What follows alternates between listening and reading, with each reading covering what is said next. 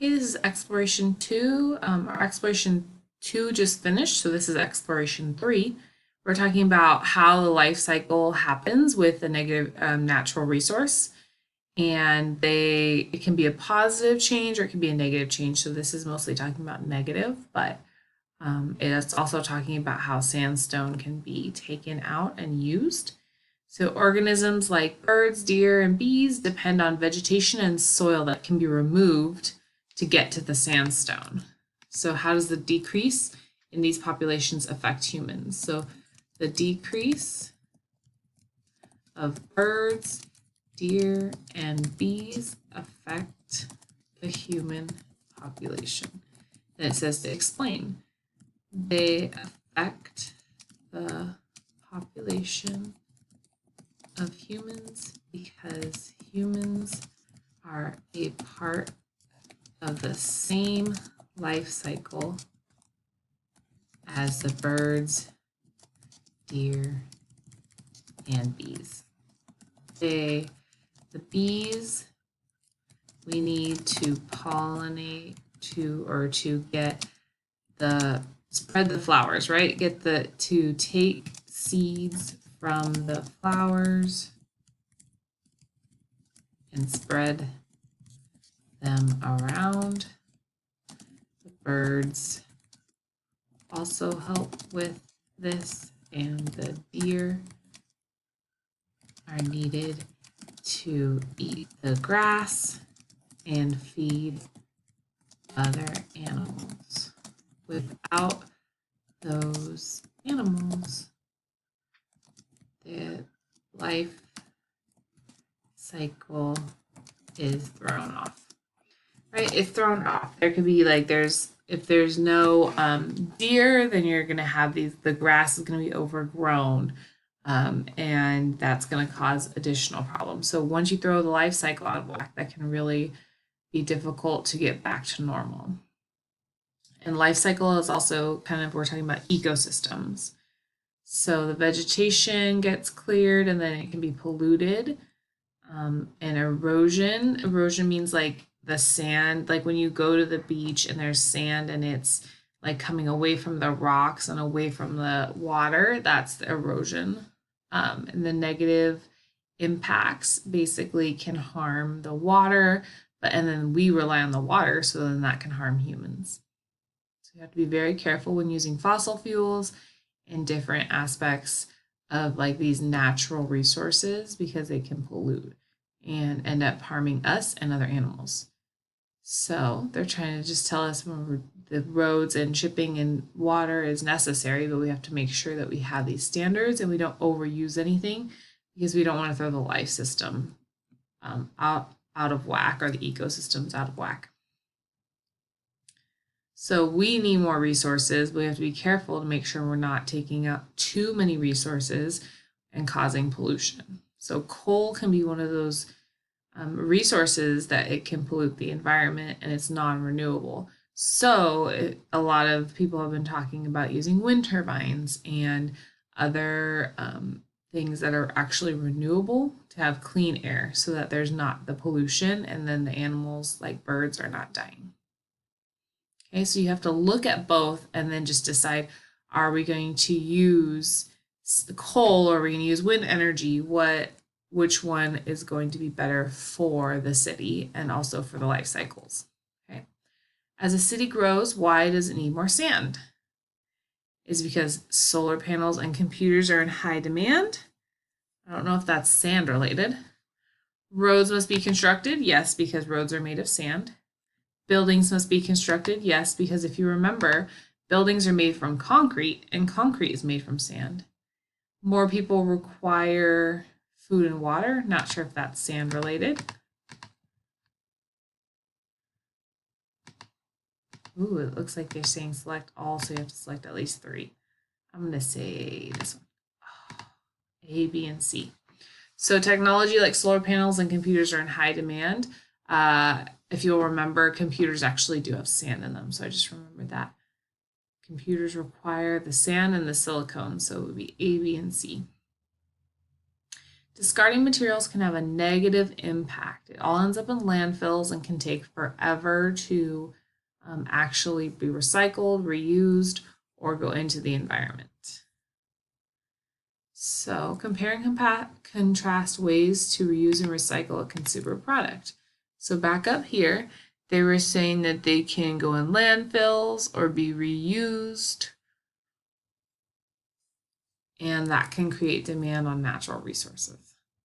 So a consumer product can be reused, so there's less of a demand for that product. The consumer product can be recycled, which also means that there is less of a demand. The contrasting difference here is that recycling takes more work and resources to do than reusing something does. This is because when you recycle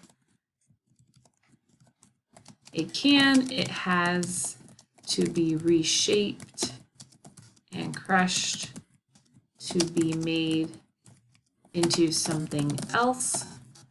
Reusing is just cleaning an object to use for the same purpose again.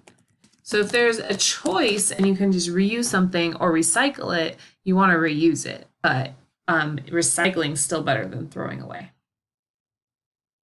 So choose a resource and describe the effect of its use on society and ecosystem. So when we're looking at all this, we can choose grass, water, we can choose the fish. I think I'm going to do water. So fresh water is very important for all ecosystems. The water is used by the fish to live in, and the animals drink the water, including humans. Right? You can see our house in the background right here. So the grass needs the water to grow as well. Humans can get energy from the water and use it as drinking water. It also can go into the sky and fall as rain. All of this helps keep the world moving and growing. Right? If you have water, you're able to still have this life cycle, and it's very important to have water for the entire life cycle. Move on to taking it further. Love to talk about people in engineering, so that'll be my choice. Shreyas Sundaram was interested in science, engineering, and math. He was in India until 10 and then moves to Canada, and now he's got degrees in computer engineering and electrical engineering. So he's in charge of a lot because he's in charge of kind of like the different networks and economies related to the internet, and we use the internet and rely on it a lot right now. So he has a very big job. That's when he was a PhD student. Now there's different models for human behavior. They have this example of you can be guaranteed to receive $5 or take a chance and maybe get $10 or maybe get nothing. Which option would you choose? I know a lot of my students who would choose option 2. I'm definitely an option 1 person. I always go with what is guaranteed. I'd rather have $5 than gamble and have nothing. And some people would rather gamble and get nothing instead of just maybe getting 5 because they could get $10. So it's saying that people can they're trying to like learn about people, and people usually choose things in their own best interest instead of like, oh, this is going to help everyone on planet Earth. It's more like, oh, this will help me and my family. So people are more concerned about themselves and their family than the whole group. So, how much people care about a shared resource? When it's a low use, they don't care very much. They start to care, or when it's like overused, they don't care about it. But if it's really hard to use, it's a low usage, we care a lot about it. What would be a better situation? Everybody in the community values a forest a moderate amount, or 50% really care about it and 50% don't care about it. So as I told you before, I'm all about situation one. So situation one is the better situation to me, because it means that everyone will try to save the forests at least a little bit in some way. If only some people are working to save all the forests, but the other half are just letting it be destroyed, there will be more destruction than if everyone is working to save it in some way. Right? If everyone's working a little bit and they care a little bit, that's better than people caring a lot and doing a lot of work, but having that work being like not really as great as it could be because 50% of the people don't care at all and they're not doing anything. So why is this important? Why do scientists need to understand how they use a shared resource? Well, it is important to understand how humans share a resource, because if scientists know that, they know how to use the resource and how to save it from being overused and messing up the ecosystem. So if you know that people are not going to care about a certain resource, you can explain to them and show them how the resource is important if you know that they have a tendency to not care about it. So how could it be protected from overuse? Give an example. A shared resource by humans is water. This can be protected from overuse by setting laws and limits of how much water everyone can use. The lake only has so much water, so everyone gets a certain amount. That helps to keep water in the lake for the ecosystem, but also make sure everyone has the right amount of water and can't overuse it and mess up the ecosystem, right? If we make laws around it and we say you can have this much and then you're done, that kind of helps to make sure that it's not overused. So the next one is a lesson self-check, and we'll create a new video for that.